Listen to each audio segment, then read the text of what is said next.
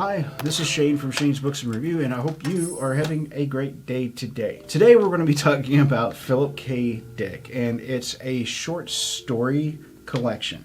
So we're going to be talking about this hopefully in pieces and parts, because I want to go over each one of the short stories because they're really good short stories. The first part of it is The Minority Report, followed by We Can Remember It For You Wholesale. Next is Paycheck, and the second, Variety, as well as The Eyes Have It. Narrated by Keir Delay. Keir Delay did an absolutely fantastic job doing the narrations, and of course, as always with Audible, production quality was really good. So that was not a problem. So Minority Report, the story itself is a very interesting concept where there's this standard deviation in the genetic pool, which has caused some people to be precogs so they can kind of see what's going to happen, but future telling, it's not an exact science. Things change. Different things in life can change, which will cause the outcomes to either happen or not happen. And it's kind of a crapshoot. So yeah, it's one of those things of there is no luck. You only make your own. But the story, it is about the director of the place that is in charge of everything, came up with the concept and with the theories and backed up the theories with coming up with a way to make it actually happen. He's got this really interesting setup where there's these precogs that are kind of in these tanks and it spits out these things, and sometimes all three of them will agree, sometimes they won't. So if they all three agree, it's a majority report. If just one of them disagrees, then that's the minority report, and the three of them together makes the whole report. So now the story itself, I was kind of like, wow, this is kind of like a throwback to 1920s, 1930s style of a storytelling. In a way, it feels old, it feels dated, but that's good because with the story that really works well. And I think the reason why he did that stylistically, it has to do with the absence of crime due to them being able to head it off and jail people before anything even actually happens. So society, it would kind of reverse a little bit. Instead of everybody being so much of looking over their shoulders and CYA and are you doing this or this or this, it might breed for different ways of people to interact. More honest, more succinct, I would think. And that's kind of what I was seeing in the storytelling. The story itself isn't really all that long. If you listen to it, it takes maybe 2 hours, 3 hours. I'm guessing because I turned mine up. It only took me about 35-40 minutes to get through it. It was decent because there was these technological advances that weren't really harped on. So there's cars and personal jet vehicles and projectile weapons were a thing of the past. The militaries were a thing of the past. And they're only really invoked whenever there's like a global war or a particular country is misbehaving, that sort of a thing. It doesn't really focus outside of that story and the people that are in it, but I think it would be really interesting to see the world that these people live in. The main point of the Minority Report in that story, it's got this interesting just a moral question. And that question is, if one person that is innocent is convicted of something, is the system that has provided a better world overall worth having in the first place? And the main character struggles with this because it's a system that he created. And so it's interesting to see that dichotomous relationship he has with himself and his ideology about that whole situation.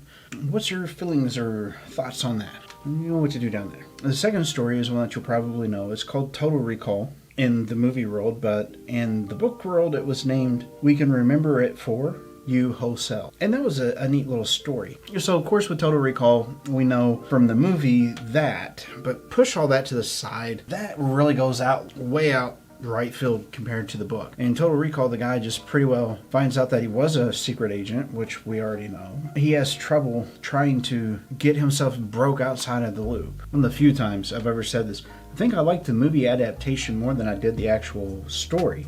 In that story, he's got a wife that's kind of nagging at him a bit. He wants to get away from himself. In the literature, it wasn't really wrote that way. He wanted to go on vacation. And so he goes to this place, and they're going to put these memories in him, and he's having problems justifying the cost of it. He ends up, of course, realizing that he was an agent. They find this out quite by accident. The rest of the story is pretty much him trying to strike deals with the superior agency. What really wasn't neat was that whole section of Total Recall at the end, whenever he gets to the big alien thing and turns it on and the atmosphere and all that kind of thing, right? And none of that stuff was in the story, so they were really liberal with what he did as an agent. And I think that really worked well because just for the visualizations of what a person like that would have done, it was a good flick. But on the same token, the story was interesting, even though I didn't like it as much as I did the movie. And the reason why is because the memories that they choose to implant him with. Moving on along to the third story inside of the short stories. The next one Paycheck. This one I confused with being a secondary portion of Total Recall. Completely different story, Shane. It really is. This guy is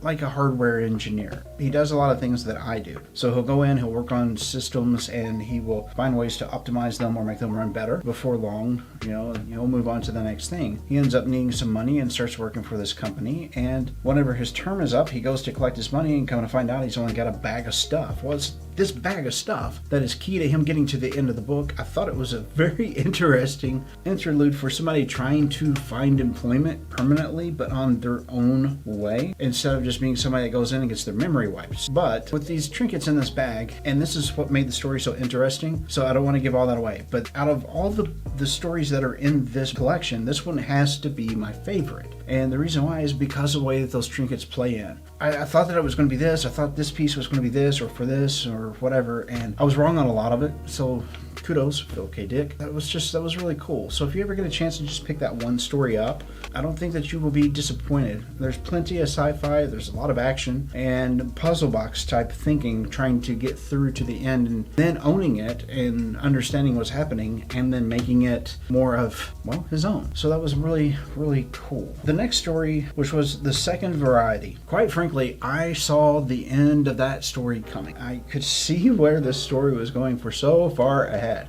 So the basis is it's in the future, mankind's warring as usual, and the problem is America has come up with a way to finally kick the teeth in of the enemy that almost killed the entire planet. And these things that they came up with were machines, but the machines were just getting to the point where they were so deadly they started letting the machines make themselves.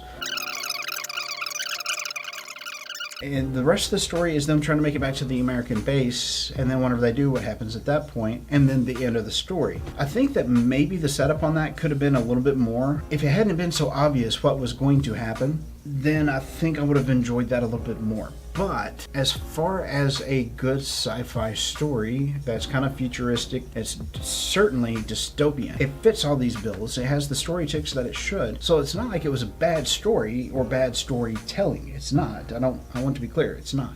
Just because I didn't like it doesn't mean that I can't respect it, and I do. If there was maybe a little bit more on the front end and maybe a little bit more misdirection in the middle, then it would have been a perfect story for myself. And then we move on to the last one, which is And the Eyes Have It. Whenever I first started listening to this one, I had to actually restart it because I was like, wait a minute, wait just a second. I figured out quite quickly what was happening, where it was just like wordplay and commas and grammar, and the way that it was wrote made it appear that it was something that it wasn't. Essentially, English is something that if you're walking down the hall and you hear part of a conversation and it makes absolutely no sense whatsoever, but perfect sense to them, it's English because they're inside of the moment and they know what they're talking about, where you are not, so it makes no sense to you whatsoever. And the story was built around that. It was very awkward in the way that it had to be read, which was beautiful. I enjoyed it.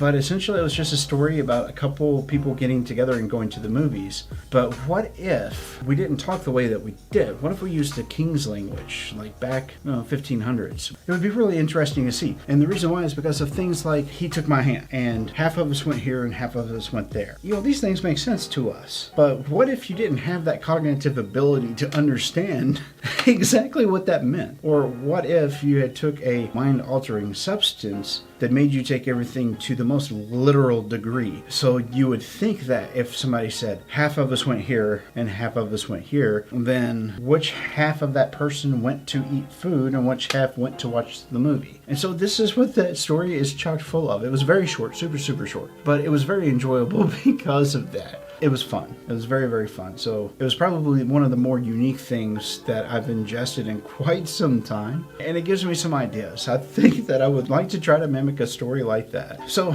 that's what we've got for today. It is certainly worth your time, efforts, and energies. Like, share, subscribe. This is Shane from Shane's Books and Review. I hope that you had a good week. Remember, be safe. Wash your hands, limit being around other people if you can, all that sort of a thing. And here's hope that we all make it through and we don't actually go to a dystopia. But beyond that, I'm not sure which one of the videos over here that YouTube is going to recommend, and or if we're even going to remember to put them over here. I don't know if we'll do it. We might. But then again, it could be one of those days where we don't do it until the following week.